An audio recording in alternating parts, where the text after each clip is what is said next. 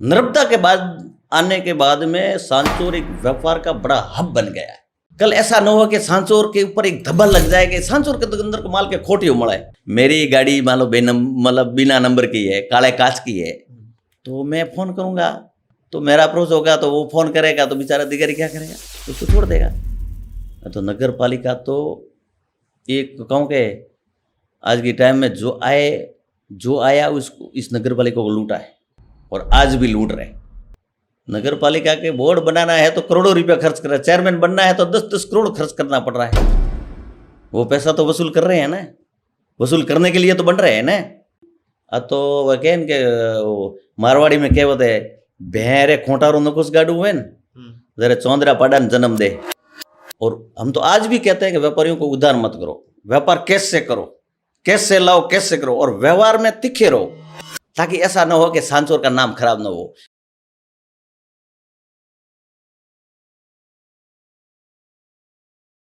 नमस्कार, स्वागत है आज के हमारे इस खास पॉडकास्ट में। आज हमारे साथ में हैं सांचौर के व्यापारी महासंघ के अध्यक्ष श्री हरि जी पुरोहित। हरि जी का ऑनलाइन सांचौर में हार्दिक स्वागत, अभिनंदन। स्वागत है आपका भी। सबसे पहले हम आपकी जीवनी के बारे में जानना चाहेंगे और परिवार में कौन कौन है और कैसा रहा आपके फैमिली का बैकग्राउंड। हमारा परिवार मध्यम वर्गीय था, तो उसमें हम 5 भाई हैं, एक बहन है, और खेती मतलब व्यवसाय से जुड़े हुए थे। उस खेती मतलब धीरे धीरे अब ऐसा मतलब धनाढ़ भी नहीं था, पैसा बाद में देखा हमने। नौकरी करने के बाद में मेरा भाई भी यहाँ पे दुकान पे है, उस बाद में धीरे धीरे अभी प्रोग्रेस किया। आगे पहले मध्यम वर्गीय जो जैसे इतना स्थिति मतलब नॉर्मल की स्थिति में थे, उस आधार से हम धीरे धीरे आगे बढ़े। तो फिर आपकी स्कूलिंग शिक्षा कहाँ से हुई थी? स्कूली शिक्षा सर्वप्रथम हमने सिलू से 5 बार उत्तीर्ण की। उनके बाद में हम अचलपुर गए। अचलपुर में 3 साल पढ़े 8वीं तक। उसके बाद में हम गुजरात चले गए, नारोली जो नज़दीक पड़ती है, 3 किलोमीटर हमारी स्कूल। वहाँ से क्योंकि वहाँ दूसरी स्कूल या 8वीं के बाद में 10वीं में एडमिशन लेना था तो या नज़दीक तो कोई स्कूल थी नहीं। घोड़ासण थी नज़दीक में, और फिर सांचौर थी, और संसाधन पे आने जाने के लिए थे नहीं, और नज़दीक गुजरात पड़ रहा था। तो और हमारे से पहले भी हमारा जो गांव के जो लड़के थे वो गुजरात से ज़्यादा पढ़ाई स्कूल में कर रहे थे, और उनकी आज सर्विस भी उस गुजरात के हैं। उसी स्कूल में पढ़ने वालों की आज 10 से 15 लोगों की वहाँ सर्विस है गुजरात के अंदर, और उससे प्रेरित होकर के भी गुजरात की पढ़ाई अच्छी है। तो हमने फिर गुजरात 9 और 10 गुजरात में ये नारोली के अंदर हमने पास किया। फिर कैसे आना जाना करते थे गुजरात? बस पैदल जाते थे ना, अचलपुर जाते थे तो भी पैदल जाते थे, और यहाँ भी जाते थे पैदल जाते थे, क्योंकि रास्ता कच्चा था, साइकिल भी चल नहीं सकती थी, ऐसे रेतीला रास्ता था, इस वजह से जाते थे पैदल। फिर भाषा को लेकर वहाँ कोई समस्या नहीं? भाषा तो ऐसी क्या हमारी मिलती, हम बॉर्डर इलाके पे है, सिलू और नारोली मतलब एक सीमावर्ती शहर, अमुक बॉर्डर पे ही है। और वैसे हमारे सगे संबंधी वो गुजरात से मतलब बिलोंग करते हैं ज़्यादातर। हमारा जैसा सगाई है, संबंध है, कोई भाईचारा है, वो गुजरात में भी है, जैसे थराद के आसपास के जो गाँवों के अंदर। और वहाँ मतलब भाषा में कोई दिक्कत नहीं आती, और ज़्यादातर हमारा लेन देन आना जाना भी गुजरात में रहता है।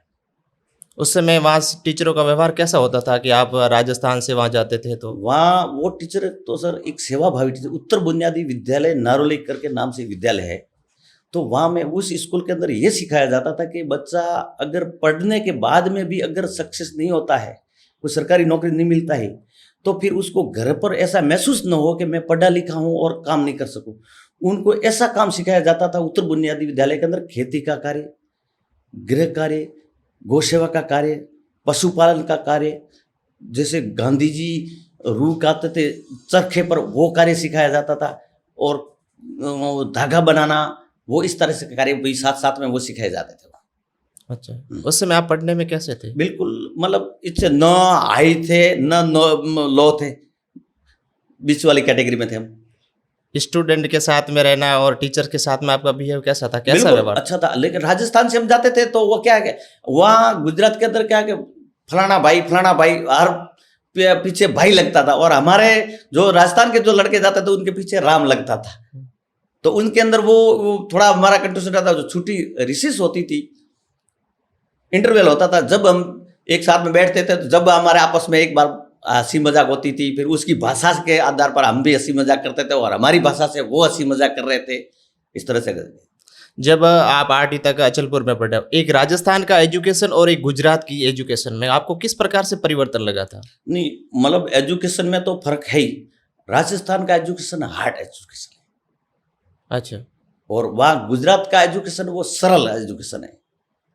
वो सरल इस तरह से कि वहाँ मतलब जो टॉपिक थे वो एक सामान्य भाषा में को या हमारी मतलब कुछ भाषा अगर प्यारी हो इस तरह से अगर वो है तो भी अदल है बाकी। लेकिन जो राजस्थान का एजुकेशन और राजस्थान गुजरात के एजुकेशन में रात दिन का तफावत है। फिर वहाँ से स्कूली शिक्षा छोड़ने के बाद में आपको वहाँ से यहाँ तक आना पड़ा, एक व्यापारी लाइन में आने का ख्याल, ये सब मैंने कैसा है? 10वीं पास नारौली से अंदर की और अच्छे परसेंट से की। मैंने फर्स्ट ग्रेड से, फर्स्ट डिवीजन से। तो उनके बाद में मैंने ITI कॉलेज ज्वाइन की पालनपुर के अंदर। हम्म।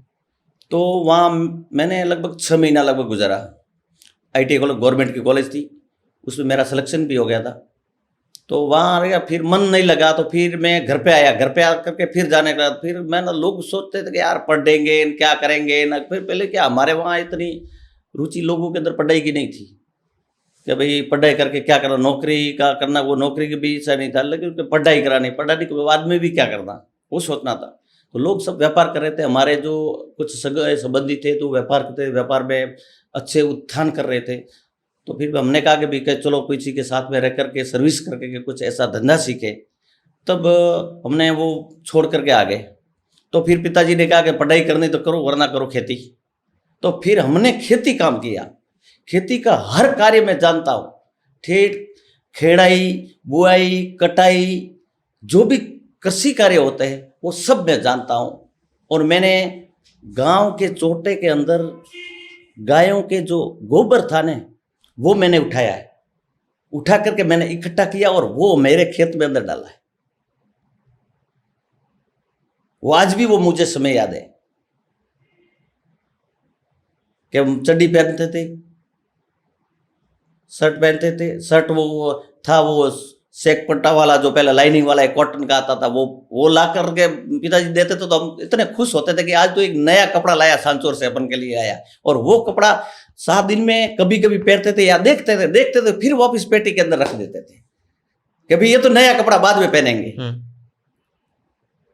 फिर धीरे धीरे होकर के फिर उनके बाद में मेरे पिताजी ने सोचा कि अब ये खेती में हैं, हम हैं, मेरे भाई 2 थे खेती में लगे हुए। तो हम इतने सारे अब खेती में क्या करेंगे, इनको कहीं सर्विस के अंदर इस जैनों के साथ में रख लेते हैं मुनि में उसके घर कार्य के लिए। तो फिर आया सांचौर लेकर के मैं जी। तो मुझे सांचौर के लेकर आए, पीपली चौक में अंदर सुमेर क्लॉथ की दुकान थी, उस नाम से। निश्चित था कि मेरे पिताजी का कि भाई वहाँ जाना है और इसको बच्चे को वहाँ रखना है। तो वहाँ जा रहे थे तो बीच में भंसाली जी, चुनीलाल जी करके दुकान पे थे जो भड़वल के थे, मूल हड़ीचा के थे। और हमारे पड़ोस में भड़वल के रहते थे। भड़वल के बाद में सांचौर आ गए तो उनकी कपड़े की दुकान थी।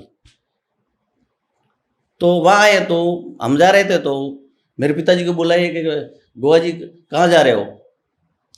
तो कि मैं बस इस बच्चे को वहाँ रखने के लिए रहा। उन्होंने कहा वहाँ नौकरी भाई उसके घर कार्यालय के लिए।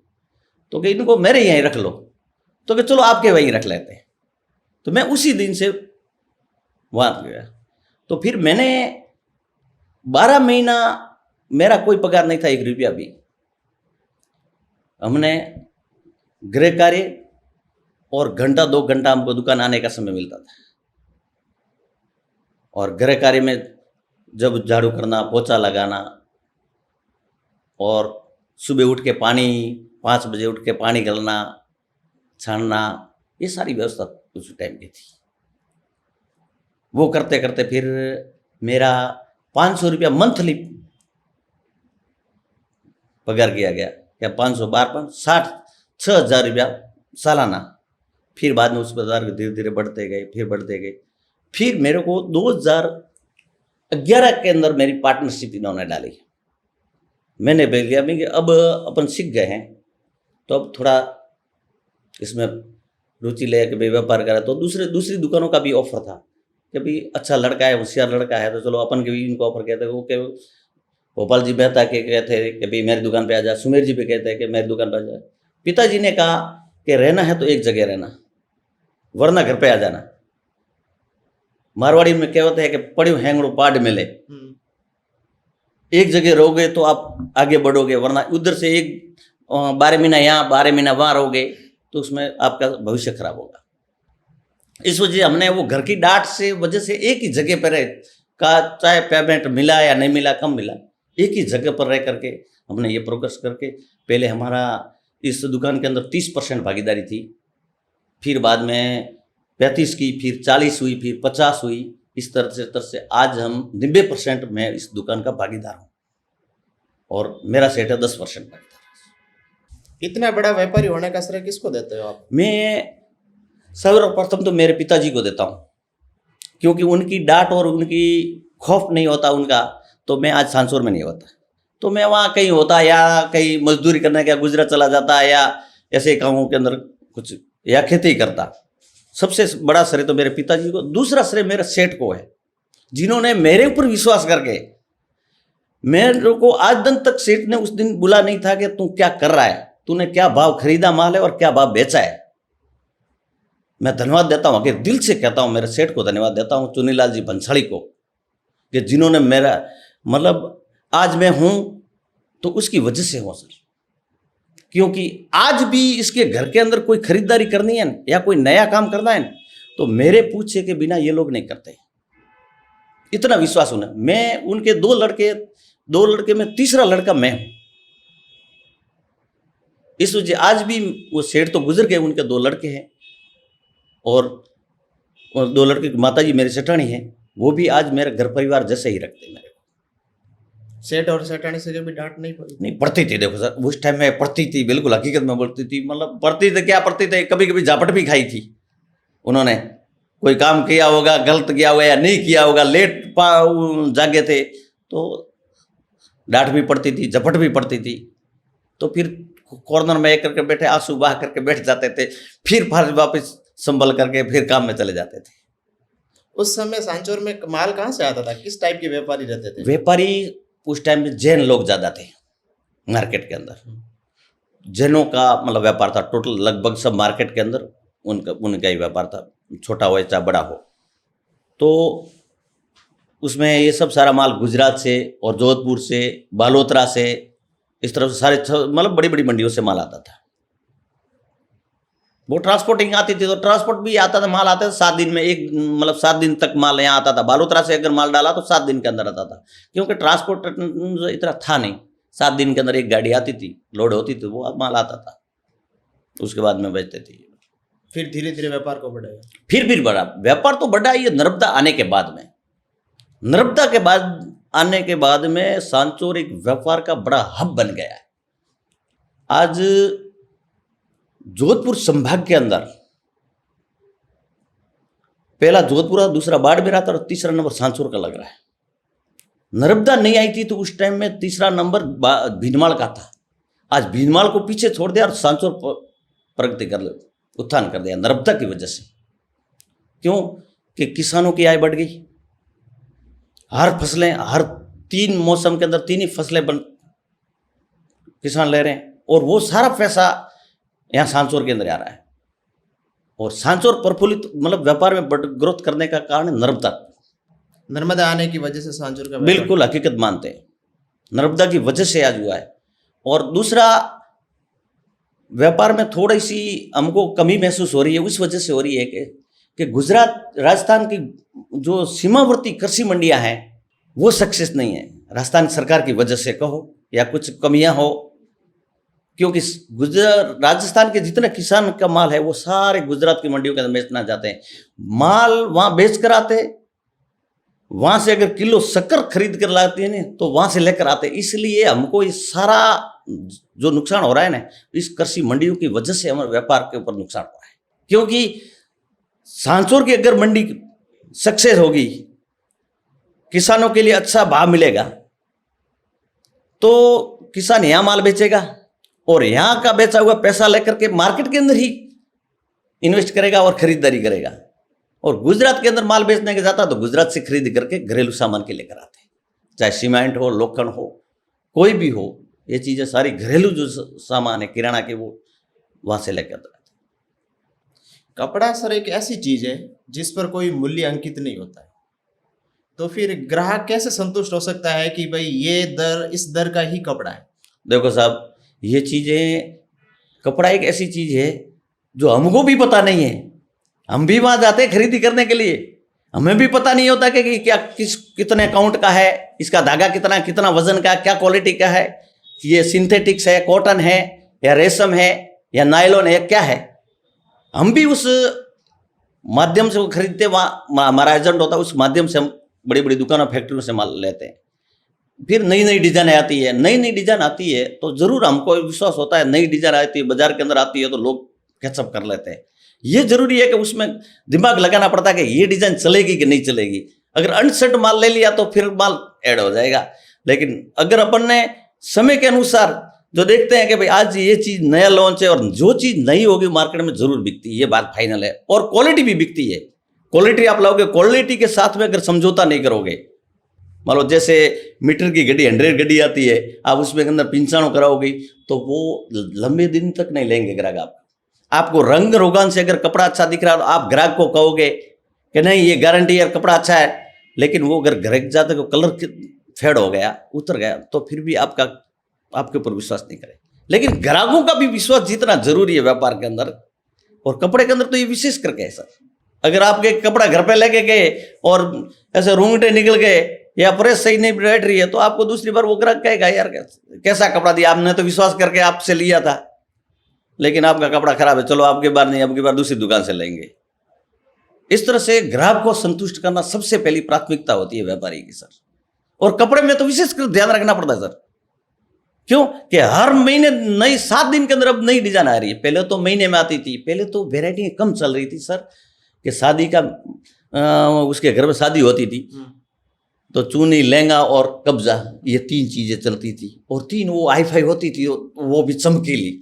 तो वो देते थे तो कहे वरी का सामान, मारवाड़ी में वरी रो सामान बहुत हकरो लायो हो भाई, फलाना उठाऊं लाई दुकान थी लाया, हकरो माल लायो अपन, हकरो दी दो, हकरा भाव दी दो, जोर समके है गए। आज वो चीज नहीं है। आज चीज वो चीज अच्छी क्वालिटी देखते लोग। आज लोग पार्क करने लग गए कपड़े की कि क्या कपड़ा है, क्या नहीं, कैसा चलेगा, अपन को ये जचेगा कि नहीं जचेगा। इन सारी चीज़ों को ध्यान रखना अपना। मैचिंग का आज ज़माना है कि आज मैचिंग में चुंदड़ी में मैचिंग के, अगर लहंगा और चुंदड़ी का मैचिंग नहीं है तो भी माल नहीं बिकेगा। लुंगी और चुंदड़ी और लहंगा मैचिंग है, आपका ब्लाउज मैचिंग नहीं है उसका तो भी नहीं चलेगा। उसमें वर्क काम है, कसिंदाकारी है, जो कारीगरी कार्य, वो भी अगर मैचिंग नहीं है, उससे सेटअप नहीं बैठता है तो भी नहीं बेचेगा। ये सारी चीज़ों का ध्यान रखना पड़ता है सर। ग्राहक को कैसे पता लग जाता है कि जिस मार्केट में भी ये नया कपड़ा है? सोशल मीडिया का भी उपयोग लेते हो आप? बिल्कुल, सोशल मीडिया तो हमारे से ज्यादा तो ग्राहक ले रहे हैं। कभी कभी तो हमें आकर के बताते ग्राहक तो कि ये कपड़ा कहाँ से आ रहा है, ये वैरायटी चाहिए। और मैंने कहा ये आपके पास कहाँ से है, तो हमारे पास देखो ये फोटो होता। इतने एडवांस लोग हैं आज की तारीख के अंदर। सोशल मीडिया का युग है, लोग घर बैठे पता लगा देते कहाँ से वैरायटी कहाँ से मिलती है, क्या भाव की है और कैसी डिजाइन है, वो सेलेक्ट कर देते हैं। उस आधार पर फिर भी हम भी देखते हैं सोशल मीडिया के अंदर, दुकानों के अंदर भी हम, जो बड़ी बड़ी दुकानें होती है उसकी भी ऐड आती है और उसके हमारा भी संपर्क होता है। वो सैंपल भेजते रहता है और फोटो भी भेजते हैं। नई लॉन्च होती है क्वालिटी वो हमको भेजते हैं, पहले सैंपल हमारे पास आता है। क्या प्राथमिकता रहती है आपके ग्राहकों के साथ? ग्राहकों के साथ में तो पहली ग्राहक तो अतिथि देवो भव, ग्राहक ही देव है। अगर ग्राहक अपन संतुष्ट नहीं करेंगे, ग्राहक को अपन तवज्जो नहीं देंगे, ग्राहक ही भगवान है अपन का, इनके आधार पर ही अपन की रोजी रोटी है। उनको संतुष्ट करके नहीं भेजेंगे तो फिर अपन का व्यापार चलना संभव नहीं है सर। ग्राहक आएगा, कहेगा, बिखराएगा माल, नहीं भी ले जाएगा, लेकिन क्रोधित नहीं होना, उसको मन नहीं मतलब होना चाहिए ऐसा कि भाई ग्राहक आया नहीं चला गया, मारवाड़ी कौन सरड़ियों करें, क्या तो चिड़चिड़ापन करें, झरगा करें, इन टाइप वो चीज़ नहीं होनी चाहिए व्यापार में। ग्राहक का मन होगा, लेगा नहीं लेगा, पड़ोस की दुकान से लेगा, दूसरी दुकान से लेगा, भाव पूछने के लिए आया है, भाव ट्राई करने के लिए आया, हो सकता है आता है ग्राहक। लेकिन सबको मतलब उनको मान सम्मान के साथ में हर वैरायटी बतानी चाहिए। हर वैरायटी, जितनी ज़्यादा वैरायटी बताओगे, जितना ज़्यादा ग्राहक को कोऑपरेट करोगा, ग्राहक वो संतुष्ट होगा और ज़रूर आपकी दुकान से वो माल लेके जाएगा 100%। आजकल जैसे गांव में कई लोग जैसे यूपी बिहार और ग्वालियर के लोग आजकल भी गांव में मोटरसाइकिल पे भी कपड़ा बेचते हैं, जिसको ग्राहक बाजार में नहीं आ सकता, उसके लिए आप क्या कहेंगे? उसके लिए वो ग्राहक वो हल्की क्वालिटी के बेचते हैं। जो फेरिए लोग होते हैं ना, वो हल्की क्वालिटी के बेचते हैं। जो बिल्कुल रिजेक्ट माल होता है मिलों के अंदर, जो जहाँ जहाँ से बनता है उत्पादन होता है वो रिजेक्ट माल होता है बड़ी बड़ी दुकानों से। वो माल हमारे सांचौर हम भी बेचते हैं, उस ले जाते हैं फेरिए हमारे पास से भी ले जाते हैं, हम भी उन फेरियों को देते हैं। और फेरिए मार्केट के अंदर जैसे ग्वारिया है और ये फेरिए हैं मोटरसाइकिलों पर बैठते हैं, वो बेचते हैं और बेच करके आते ले जाते हैं। लेकिन वो मतलब क्वालिटी नहीं बेचते हैं, क्वालिटी के साथ समझौता कर लेते हैं और वो ठगाई की मतलब ज़्यादा कर रखता है। क्योंकि जो ऐसी थफी लगा करके उधड़ा भाव मांगते हैं कि इसका कितना पूरा का पूरा माल का लोट का कितना उधरा, लेकिन अंदर निकलता कुछ नहीं, 2 पीस निकलते और ऐसे दिखते हैं जाने से 10 पीस है। आपने व्यापारी महासंघ के अध्यक्ष होने के नाते कभी ऐसा उनके खिलाफ कोई एक्शन लिया जो खराब माल बेचता हो? बिल्कुल, हमारे जो व्यापारी है ना, नकली माल बेचता हो चाहे खराब माल बेचता हो, हम उसको बार बार कहते हैं कि भाई अपन की व्यापार की विश्वसनीयता कायम रहनी चाहिए कि व्यापार क्या चीज़ है। कल ऐसा न हो कि सांचौर के ऊपर एक धब्बा लग जाए कि सांचौर के अंदर को माल के खोटी उमड़ा है। मारवाड़ी में क्या ना ऊपर बैठा देसी बैठा के ना के हासौर में तो के नकली माल गणा रखे, वो छाप नहीं होनी चाहिए। सांचौर के अंदर क्वालिटी आप पैसा लो लेकिन क्वालिटी दो उनको। भेड़ सेल नकली ये सारी चीज़ों से सावधान रहना। और अगर वो ऐसा करता है कोई व्यापारी तो हम उसको सामने जाकर कहते हैं, अगर नहीं है तो उसको शिकायत करते हैं कि भाई इनके ऊपर खिलाफ कार्रवाई कीजिए कि ये माल नकली माल बेच रहा है या वेलसेल वाला माल बेच रहा है, ये स्वास्थ्य के साथ में खिलवाड़ कर रहा है। जैसे अभी कई जगह बाजारों में जैसे हाट लग रही है, जैसे फुटपाथ पे भी सूनी वस्त्र बेचते हैं, इनके खिलाफ आपके क्या विचार? बिल्कुल सर, लोकल फॉर वोकल। मैं एक व्यापार संघ के अध्यक्ष के नाते कहूँगा कि जो मेरा व्यापारी है, जो सांचौर का व्यापारी, उसके हित में सोचूंगा मैं। बाहर वाले तो आएंगे 10 दिन रहेंगे, हाट लगा कर चले जाएंगे, उससे सांचौर के लिए क्या फ़ायदा। अगर चंदा देंगे तो हम देंगे, कोई भी सामाजिक संस्था में चंदा देंगे तो हम देंगे, जहाँ भी जब जरूरत पड़ी तो हम काम आएंगे, बाहर वाले के काम आएंगे। इसलिए और वो मार्केट में आते हैं तो कैसे वो बरसाती मेढक की तरह आते हैं, 4 दिन 10 दिन लगा कर मेला लगा करके लूट करके चले गए। उससे सांचौर को क्या फायदा। एक बड़े बड़े होल्डिंग लगा करके भोपू घुमा करके एक प्रचार कर करके लोगों को आकर्षित करते हैं, बाकी क्वालिटी तो उससे ज्यादा हम सांचौर वाले दे रहे हैं अच्छी। इसलिए बाहर के जो लोग आते हैं वो लगाए, लेकिन जो मार्केट के अंदर नहीं, बाहर पर अगर वहाँ उसकी जगह चिन्हित होनी चाहिए। जैसे मेला मैदान है, ये हाई सेकेंडरी के नहीं पास वाला जो वैजाज मैदान है वहाँ लगाए, ये हाईवे है। लेकिन मार्केट के अंदर मैंने बार 2 बार पहले लगाए, उनका भी विरोध किया और आज भी कह रहे हैं कि मार्केट के अंदर हम नहीं लगना चाहिए ऐसे। उनके भी तो पेट का सवाल है ब्रह्मपुर। बिल्कुल होता है, हम मानते हैं, हम भी बाहर, हमारे भी जो बच्चे हैं हमारे परिवार के हैं, चाहे अपन के किसी भी समाज के हो, वो भी बाहर जाकर के व्यापार करते हैं, करना चाहिए, लेकिन स्थायी रहे। उनके लिए उनको हमने बोला कि आइए हमारे साथ, हम आपको किराए पे दुकान दिलाते हैं, आप मार्केट के अंदर किराया भर करके व्यापार कीजिए, आप मार्केट के अंदर रहिए। लेकिन उनको किराया तो देना नहीं, लेकिन फोकट की जगह ले लेनी और हाट लगा कर व्यापार करना, ये कैसे संभव। हम तो 4-4 लाख रुपया किराया दे रहे मंथली वार्षिक, और वो बिना किराया व्यापार करके चला जाएगा, ये कैसे। इसके लिए तो होना चाहिए भाई, हम तो हमारा सोचेंगे, हमारा व्यापारियों का सोचेंगे कि व्यापारियों का हित होगा तो हम उसको कैसे बर्दाश्त करेंगे। अभी आप अपने व्यापार से संतुष्ट हैं या फिर और कोई इसको बड़ा करना? नहीं, बिल्कुल संतुष्ट हूँ। और वैसे मतलब व्यापार अच्छा है, भगवान की कृपा से, गौ माता की कृपा से प्रफुल्लित है, अच्छा है, प्रोग्रेस में, और अब मैं इससे संतुष्ट हूँ। सांचौर व्यापार महासंघ के आप अध्यक्ष चुने गए जी। किस प्रक्रिया के तहत चुने गए थे और कब चुने गए थे? हम लगभग आज 6 साल हो गए। तो सभी पहले भोपाल चंद मेहता अध्यक्ष थे, तो उन्होंने कार्य वो संभाल रहे थे। उसके बाद में सभी व्यापारियों के बाद में फिर वही 2-3 ऐसी घटना भी घटी थी मार्केट के अंदर कि भाई अपन को कुछ नया करना चाहिए, संगठन में बदलाव करना चाहिए, कि हर टाइम में व्यक्ति मौजूद रहना चाहिए, वो मिलना चाहिए।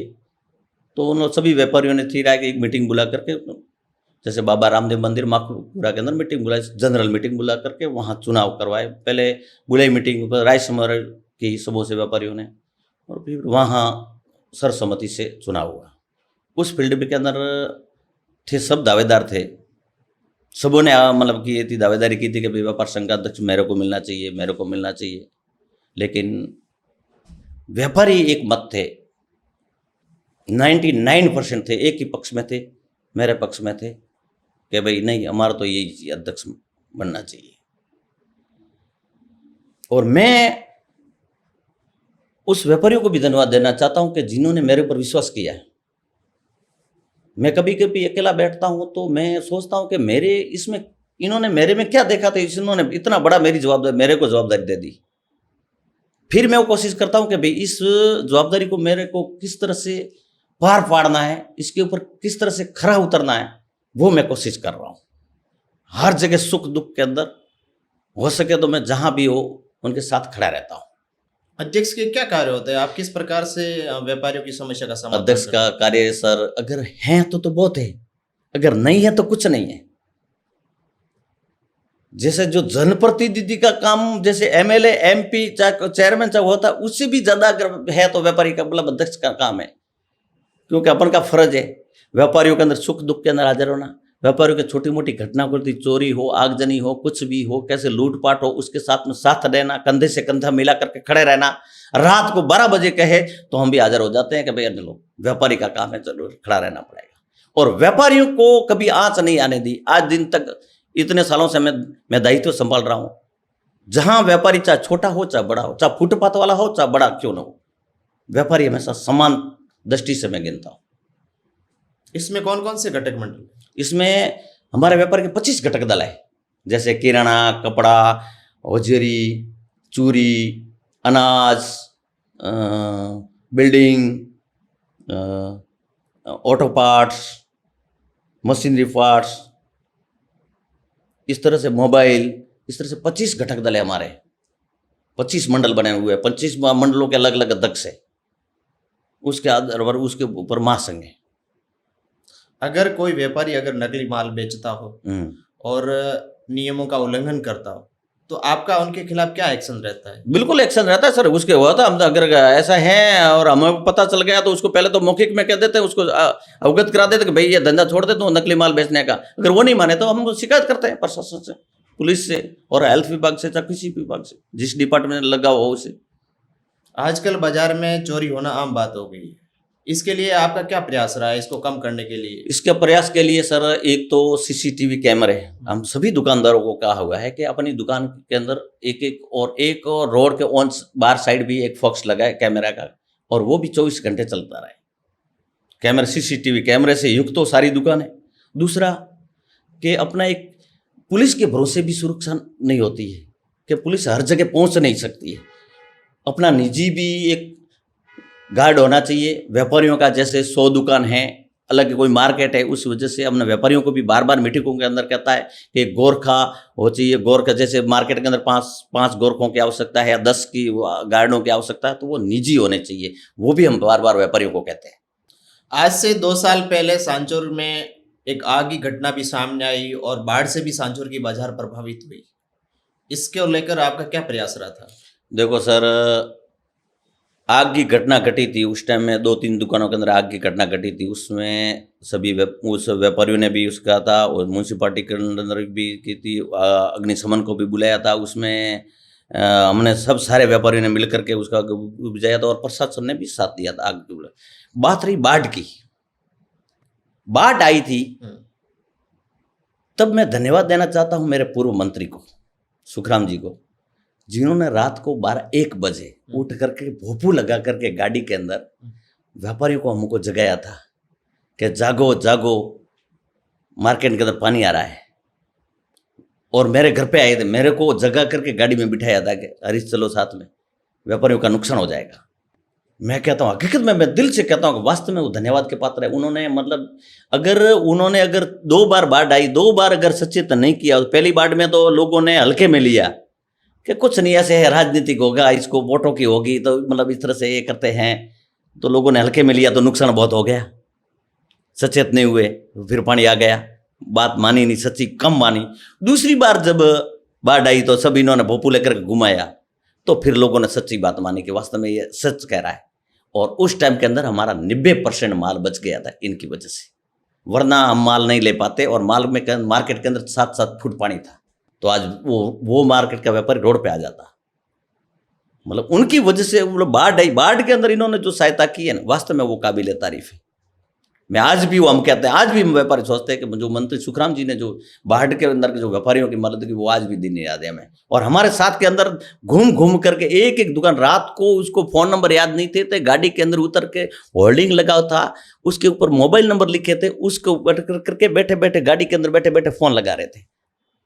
मेरे नज़रों के सामने मैं भी लगा रहा, दूसरी दुकान से वो भी लगा रहे थे, बैठे फ़ोन लगाए, कहाँ हो भाई, कहीं तो कि मार्केट के अंदर पानी आ रहा, आप दुकान खोलो, माल ले जाओ घर पे। इतना प्रयास किया था।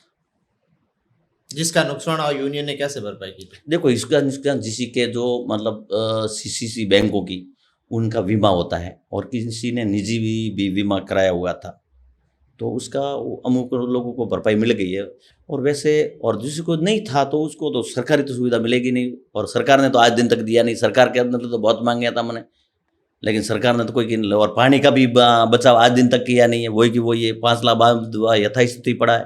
हमने कई बार व्यापारियों ने मांग की है कि 5 लाख बांध का निर्माण किया जाए ताकि सांसौर के अंदर पानी रुक जाए, लेकिन आज भी अब बरसात का 6 महीना आगे हैं, हो सकता है फिर भी आओ। और हड़सा रोडवा भी ऊंचाई पर बन गया है, अब आगे संभावना ऐसी लग रही है कि मार्केट के अंदर भी पानी रहेगा। उनकी निकासी तो है नहीं पानी की।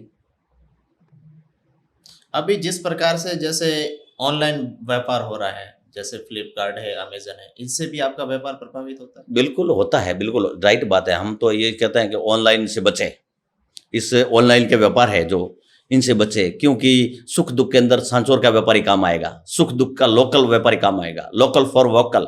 जो जैसे आप और हमें आज स्थानीय हैं, हम आप एक दूसरे की मदद करेंगे, अपन दूसरा बाहर वाली जो कंपनी, विदेशियों की जो कंपनियां, वो हमारी मदद नहीं करेगी। इसलिए जो भी हो, जहाँ भी हो, स्वदेशी माल अपनाना चाहिए, और लोकल पहले, सबसे पहले लोकल को प्राथमिकता देनी चाहिए। जहाँ अपन बैठे हैं, जहाँ अपन की जन्मभूमि है, जहाँ अपन की कर्म भूमि है, वहाँ पर प्राथमिकता देनी चाहिए। एक जैसे आज से 20 साल पहले का व्यापार और एक आज का व्यापार, इन दोनों में आप किस प्रकार से परिवर्तन देखते हैं? बहुत परिवर्तन देखता हूँ सर। उस टाइम का व्यापार था सर, गाँव के ग्राहक आते थे तो 12 महीनों के अंदर एक बार वो खरीदी करते थे।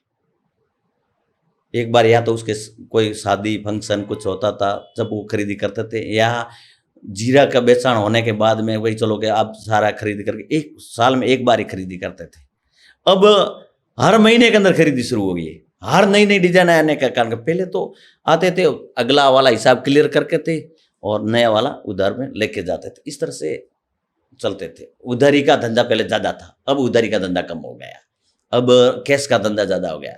अब मुनाफा भी इस तरह से सबको पता चल गया कि मार्केट, अगर आप ज़्यादा मुनाफा लेंगे तो ग्राहक नहीं आएंगे, या ग्राहक एक बार आएगा दूसरी बार नहीं आएगा। अब मुनाफा भी इस तरह से व्यवस्थित है कि भाई रीजनेबल जो होना चाहिए व्यापारी को हो इतना कुछ है। पहले क्या था, वो लिखते तो पता ही नहीं होता था कि जितना कितना दिया गया, आपको 10,000 का माल हो गया, वो एक फिगर आंकड़ा देते थे, उसको भाव का किसी को बताते ही नहीं थे। आए तो पोट का बांध कर दे दियो और के थारे के बेला 15,000 थे, 50,000 थे, लगता तो हेठा लखो बरा के हम के तकला कलम दे सके। हमें वो चीज़ नहीं है। अब जैसे नया कोई व्यक्ति अगर व्यापारी बनना चाहता है और धीरे धीरे सांचौर में व्यापारियों की संख्या भी बढ़ती, अगर कोई चाहता है तो उनके लिए क्या सुझाव है? उनका सुझाव ये कि तो पहला तो सुझाव है कि आप टिक कर धंधा करना, मतलब व्यापार रे मोए निवेदन 3 महीना 3 साल 3 साल लगभग 1000 दिन होते हैं। 12 महीना मतलब 3000 दिन। जब जिसी ने 1000 दिन पार कर दिया ना, वो व्यापार में पार हो जाएगा। 3 साल उन्हें निकाल दिया तो व्यापार की अंदर कड़ी जम गई। अगर 3 साल के अंदर उतार चढ़ाया गया तो मामला थोड़ा गड़बड़ है। और हम तो आज भी कहते हैं कि व्यापारियों को उधार मत करो, व्यापार कैसे करो, कैसे लाओ, कैसे करो, और व्यवहार में तीखे रहो, ताकि ऐसा ना हो कि सांचौर का नाम खराब ना हो। कभी कभी ऐसे कोई है व्यापारी थे तो वो, लेकिन वो है नहीं, वो धंधा बंद करके चले गए। उस आज भी वो व्यापारियों का फोन आता है बाहर से कि भाई मैं फलाना से पेमेंट मांग रहा हूँ। इससे क्या है, सांचौर का नाम खराब होता है। अब जब मार्केट हम जाते हैं कहीं सूरत के अंदर तो कैसे कहाँ के हो, सांचौर के हो, तो कि वो सांसों के अंदर तो पहला हमारा एक पैसा है वो खाकर चला गया, तो इस तरह से हमको वो वहाँ शर्मिंदा बनना पड़ता है कि सांसोर का नाम लिया उन्होंने। तो इस तरह से मैं व्यापारियों को कहना चाहता हूँ, व्यवहार में पक्के रहे, लेन देन में पक्के रहे, चाहे कम धंधा हो चलेगा, लेकिन लेन देन के अंदर पारदर्शिता होनी चाहिए, तो ही व्यापार अपन का प्रफुल्लित होता चाहिए।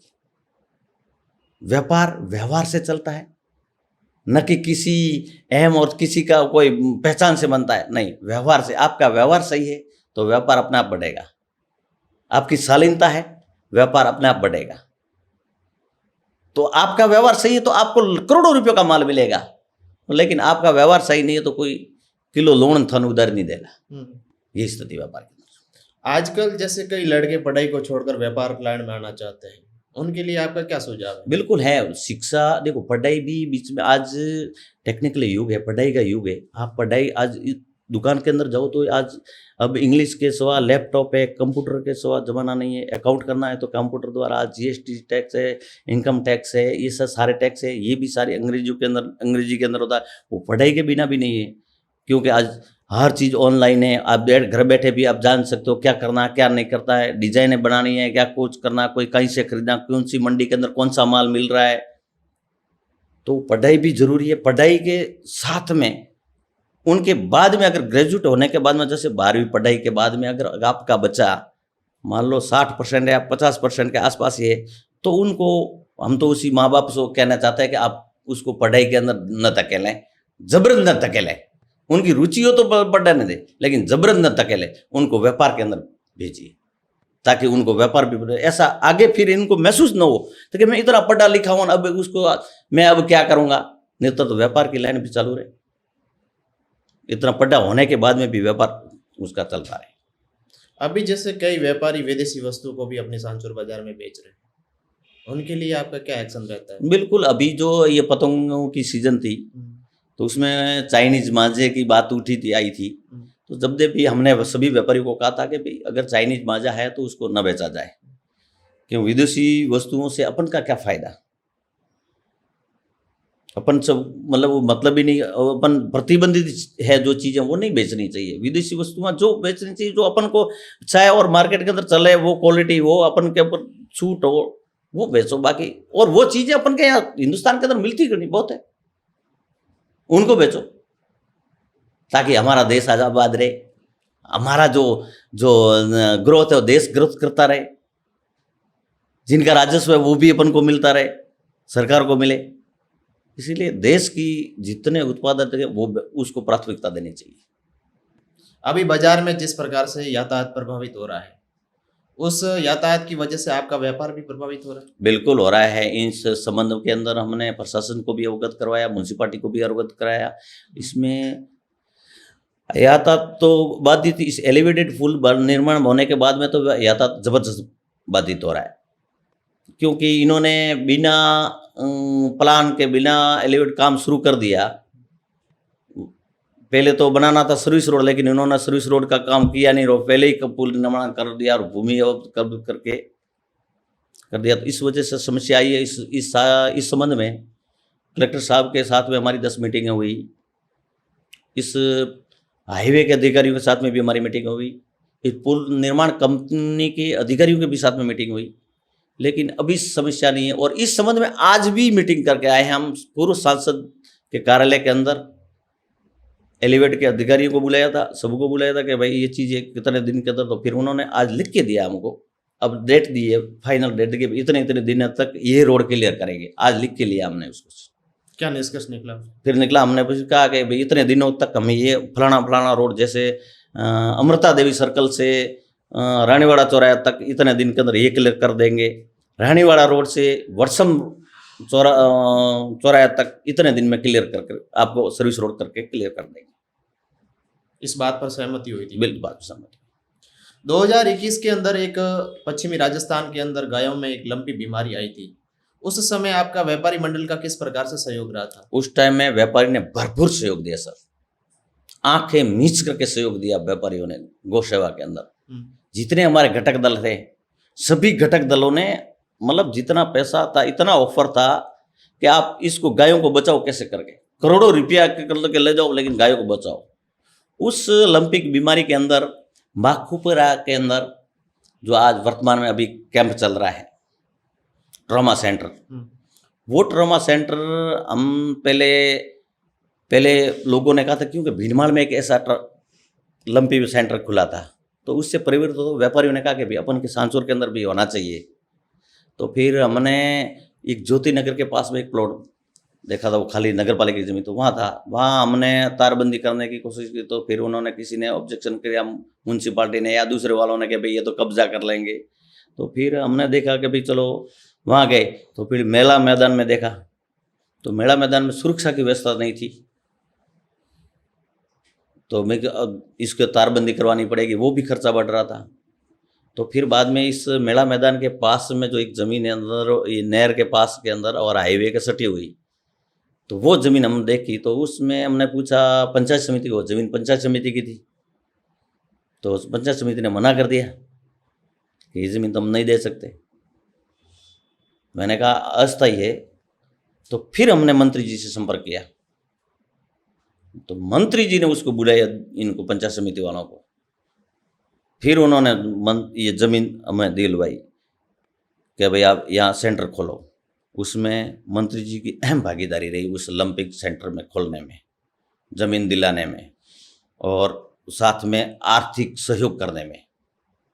और सभी पार्टियों के जो जितने बड़े नेता थे उन्होंने सभी ने सहयोग दिया, जैसे जीवाराम जी है, देवजी भाई है, रतन जी देवासी ने भी इस लंपिक कैंप के अंदर हमारे को सहयोग किया, मंत्री जी के पूरे परिवार ने हमको सहयोग किया, और व्यापारियों ने तो मतलब दिल खुल कर किया कि भाई आप जाओ। उस लंपी का कैंप बीमारी खत्म होने के बाद में भी हमारे पास धन बचा था, तो फिर हमने चारा जगह जगह पहुंचाया और लगभग बजट पूरा किया।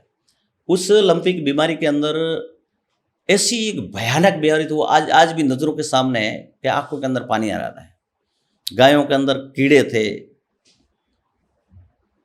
जो पथमेड़ा महाराज जी उस टाइम हमने कम शुरू किया तो 4 दिन बाद ही आए थे उस कैंप के अंदर, तो महाराज जी के आंखों के अंदर पानी बह रहा था, और जो सेवा कर रहे थे उसके आंखों के अंदर पानी बह रहा था कि गाय बचेगी नहीं, इस तरह से अगर प्रकोप आ गया तो गाय बचेगी नहीं, एक भी गाय नाम लेने के लिए बचेगी नहीं। फिर भगवान ने सोचा तो धीरे धीरे अब बीमारी कम हुई, और उसमें सभी ने सहयोग किया, सभी ने सहायता की, सभी ने तन मन और धन से सहयोग करके वो लंपी बीमारी मतलब उसमें गायों के लिए सेवा के काम किया, तो आज वो उससे हमने विजय पाया। अभी जैसे बाजार के अंदर आवारा जो पशु घूम रहे हैं, उनको लेकर आपका कोई रिएक्शन? बिल्कुल सर, इनके लिए हमने पहले भी एक बार धरना भी नगर पालिका के आगे दिया था व्यापारियों ने, तब उन्होंने नगर पालिका ने फॉर्मेलिटी करके 2-3-4 दिन फॉर्मेलिटी करके कुछ 50-100 उठा करके फोटो फॉरवर्ड करके किया कि हम उठा रहे हैं, उसके बाद में ठंडे बस्ते में डाल दिया। फिर इस संबंध में आज मीटिंग हुई, आज सांसद साहब ने गए थे, पूर्व सांसद साहब के घर, उन्होंने नगर पालिका के ईओ, सफाई निरीक्षक और उनके कर्मचारियों को बुलाया था। आज सांचौर की विभिन्न समस्याओं के बारे में आज भी मीटिंग हुई। इस प्राथमिक मुद्दा था ये कि भाई आवारा गोवंश, निराश्रित गोवंश जो मार्केट के अंदर है, उनको हटा करके नंदीशाला पहुंचाया जाए। दूसरा मुद्दा था कि जो पानी का बहाव क्षेत्र है, जो बाढ़ का, वो उनको बहाल किया जाए। तीसरा, सांचौर मार्केट अतिक्रमण मुक्त किया जाए, जहाँ चाहे व्यापारियों का अतिक्रमण हो चाहे किसी का हो, हम अतिक्रमण के खिलाफ हैं, ताकि अतिक्रमण होगा तो वहाँ व्यापार नहीं बढ़ेगा, तो लोग आने नहीं चाहेगा कि यहाँ तो भीड़ भाड़ है, याद खड़े रहने की जगह नहीं, वहाँ कौन जाए। खुली जगह होगी, पार्किंग की जगह होगी, तो लोग आएंगे, वहाँ आएंगे, खरीदारी करेंगे, और अपना भी फायदा और ग्राहक का भी फायदा। इस वजह से आज मीटिंग भी थी, इस वजह आज समस्या भी उठाई कि भाई नंदीशालों को, जिस निराश्रित गोवंश है उसको नंदीशाला पहुंचाया जाए, और बाढ़ का पानी का जो बहाव क्षेत्र है उसको रास्ता वो बहाल किया जाए। पहले भी कई बार प्रशासनिक अधिकारियों के द्वारा यहाँ अतिक्रमण हटाया था, लेकिन फिर भी अभी मेन बाजार के अंदर ठेले तो वैसे की वैसे। सर, प्रशासन इस संबंध के अंदर नींद में है सर, उन कार्रवाई करना चाहता नहीं कोई। कौन ले यार, किसके लिए करे, वो तो बस फलाना है, वो विभाग का है, वो विभाग का है। हम ट्रैफिक विभाग को कहते हैं कि नगर पालिका का है, नगर पालिका कहती है कि तो यातायात विभाग का है। एक दूसरे के ऊपर बॉन्ड का ठीकरा ठोक करके ये चला जाता है। लेकिन हमें पता है कि इनको काम करने की मनसा नहीं है। काम करना होता तो क्यों नहीं करते? हम तो सहयोग करते हैं, व्यापारी तो उल्टा कि भाई आप जिस का अतिक्रमण हटाइए, या कोई भी हो, जैसे आप सही काम करते हो तो हम सहयोग देने के लिए तैयार है। व्यापारी हमेशा सहयोग करता है। क्या प्रशासन भी राजनीति के इशारे पे काम करता है? देखो भाई, ये तो बात होती है, हमेशा होता है। अमुक होती है, अमुक दबाव भी होता है किसी के। मान लो जैसे मेरी गाड़ी मान लो मतलब बिना नंबर की है, काले कांच की है, तो मैं फोन करूंगा तो मेरा अप्रोच होगा, तो वो फोन करेगा तो बेचारा अधिकारी क्या करेगा? उसको छोड़ देगा। ये स्थितियां होती है। जब बड़ा होता हो तो बहुत छूट जाता है, छोटा हो तो फंस जाता है। सौंदर्यीकरण को लेकर आपका कोई प्लान रहा है, विचार रहा है व्यापारी मंडल का? जैसे शहर को एक स्वच्छ बनाना है, साफ सुथरा बनाना है। बिल्कुल, ये जरूरी है। स्वास्थ्य ही जरूरी। आज स्वास्थ्य के बिना कुछ नहीं है। आज देखो जगह जगह अपन मिलावट, कचरा, गंदगी, प्रदूषण, ये चीज़ सारी इससे होकर के बीमारियां फैलती है। इसलिए व्यापारियों को भी बार बार कहते हैं कि अपनी जो कचरा है वो कचरा पात्र के अंदर डालें, और रोड के आगे वाली दुकान के 10 फुट के आसपास का वो सफाई अपना खुद करें। उसमें संकोच नहीं होना चाहिए व्यापारी को कि भी मेरी दुकान के आगे मैं सफाई करूं। कर्मचारी, नगर पालिका के कर्मचारियों के भरोसे नहीं रहना चाहिए। वो तो आते हैं, सुबह शाम आते हैं, यहाँ एक दिन के दूसरे दिन आते हैं, लेकिन सफाई अपन को खुद को करनी है। साफ स्वस्थ शहर अपना है, कचरा मुक्त रखना अपना काम है, और अपने के लिए और अपने परिवार के लिए और अपने समाज के लिए और अपने सांसुर के लिए वो रखना, स्वस्थ रखना सांसुर को, ये अपना दायित्व है सर। ऐसा आपने कोई नियम बनाया है जैसे सभी व्यापारियों के लिए कि आप जहाँ आपकी दुकान होगी उस दुकान के आगे से आप साफ सफाई खुद करेंगे? बिल्कुल सर, हमने कचरा पात्र बांटे। हमने व्यापार संघ की तरफ से हमने कचरा पात्र भी बाल्टियां बांटी, दुकान को दी है कि भाई रखो ये, और कचरा सुबह शाम इकट्ठा कर दो, और शाम को इकट्ठा होने के बाद में कचरा पात्र के अंदर डालो।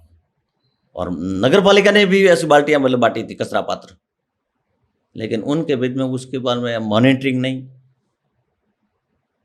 फिर थोड़ा ढीला रवैया हमारी भी कोई थोड़ी कमजोरी हम भी मानते हैं, इस वजह से थोड़े बाकी, वरना अभी वर्तमान में ठीक ठाक चल रहा है। अभी आपका ऐसा कोई नवीन प्लान है कि सांचौर को एकदम स्वच्छ किया जा सकता है व्यापारी मंडल का? नहीं, वैसे स्वच्छ में तो देखो सर, स्वच्छ तो सांचौर है ही, लेकिन स्वच्छ तो कैसे हो? जैसे रोड, नाली, ये ठीक होता तो स्वच्छ अपने आप हो जाएगा।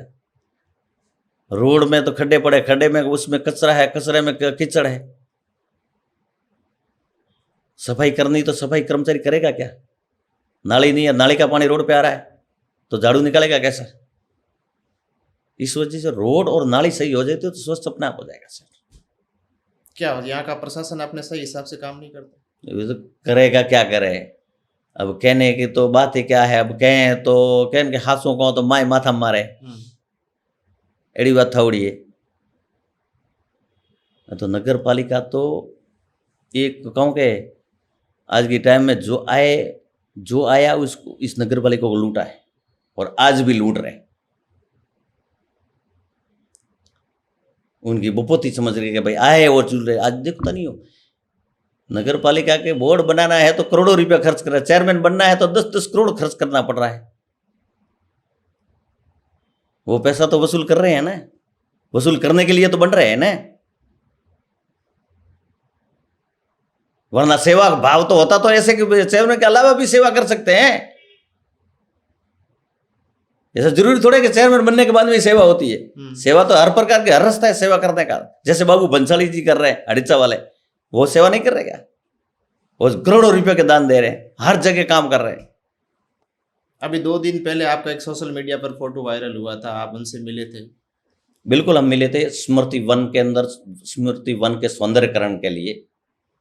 और वो स्मृति वन आज जो है सांचौर का हार्ट है। वो सिंचाई विभाग की जमीन थी, बंजर जमीन पड़ी थी, बबूल खड़े थे, लोग अतिक्रमण कर रहे थे, कब्जा कर रहे थे। उस जमीन को पूर्व मंत्री सुखराम जी ने अलॉट करवा करके वन विभाग को सुपुर्द की। उसको सौंदर्यकरण करने के लिए व्यापारियों के सहयोग से वृक्षारोपण कार्यक्रम रखा गया। उस वृक्षारोपण ने व्यापारियों ने बढ़ चढ़कर भाग लिया। किसी के 50 पौधे, किसी के 100 पौधे, किसी के 10 पौधे, किसी के 2 पौधे, किसी के जिसने एक पौधा दिया ना उसका भी हमने उस नेम प्लेट पे नाम लिखा। वो आज जिसके एक पौधे का नाम और जिसका नाम नहीं है ना वो नेम प्लेट में, शिला लेख में, तो आज वो व्यापारी पछता रहा है कि यार उस दिन मेरे से 50 पौधे ले जाने तो आज नाम मेरा भी यहाँ होता। लेकिन आज वो उन्होंने जो प्रयास किया ना मंत्री जी ने, वो काबिल तारीफ है। उनकी वजह से आज स्मृति वन तैयार हुआ है। उसमें महन योगदान मंत्री जी का, दूसरा अमराराम जी माली का और व्यापारियों का और भामाशाहों का, जिन्होंने बढ़ चढ़ कर योगदान दिया। आज अभी वर्तमान में इस सत्येश्वर महादेव मंदिर और गौमाता मंदिर की भी प्रतिष्ठा उस जगह होने वाली है। 29, 30 और 31 तारीख को भव्य आयोजन है उस स्मृति वन के अंदर।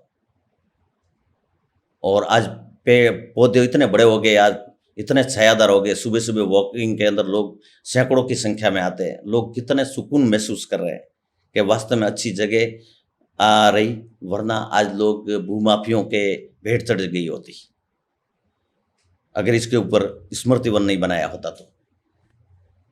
अभी जैसे वर्तमान की सरकार ने सांचौर जिले को निरस्त कर लिया, इस पर आपके क्या विचार है? बिल्कुल। तो वह कहन के मारवाड़ी में कहेवत है, भेरे खोटारो न कुछ गाड़ू हुए जरे चौंदरा पाड़ा ने जन्म दे। तो ये बनावी तो नहीं के कोई पण ए छीनवा माई रे, ए छीन रहा। जिला अगर उसको बनाना नहीं था, दूसरा नहीं बनाना था, बजट नहीं था तो न देते, लेकिन यथावत तो रखते। आम जन को कितनी तकलीफ होगी। जो खेजड़ी वाली भवातड़ा वहाँ बैठा लोग, वो 250 किलोमीटर आ गया, उनको कितनी तकलीफ होगी।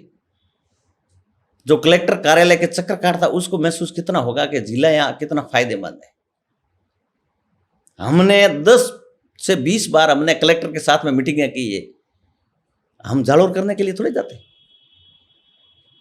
आज समस्या, व्यापारियों की समस्या के समाधान के लिए हम 20 बार कलेक्टर के साथ में हमारी मीटिंगें हुई है। तो यहाँ सांचौर कलेक्टर बैठता था और उसके ऊपर संज्ञान भी हुआ है, उनके ऊपर कार्रवाई भी हुई है। जब कलेक्टर एसपी यहाँ बैठते थे, एसपी बैठता था, जब क्राइम में कितना गिरावट आया था, बिल्कुल क्राइम 0 पर आने लग गया था, क्योंकि बड़े अधिकारी बैठते थे। बड़े अधिकारी बैठते से हमेशा कानून व्यवस्था सब सारी चीज़ें मिलती है। किसानों को फायदा, व्यापारियों को फायदा, आम लोगों को फायदा मिलता जिला रहने से। इस सरकार से तो हमने कहता कि भाई बजट देना दो मत दो, लेकिन जो है उसको तो रहने दो। फिर भी इनको क्या सुझा ले लिया। आपका व्यापार भी प्रभावित हुआ जिला जाने से? बिल्कुल, व्यापार तो देखो होता है, सबके लिए होता है। जहाँ सब सारे कार्यालय, सरकारी कार्यालय होंगे, सारी सुविधा होगी, सारे हब होगा, सारे इंडस्ट्रीज एरिया होगा, तो वहाँ जरूर व्यापार बढ़ता है। जैसे इंडस्ट्रियल एरिया है या कोई परमिशन लेने के लिए इसका उद्योग धंधा लगाना है, तो वहाँ परमिशन लेने के लिए हमारे को जालोर जाना पड़ेगा।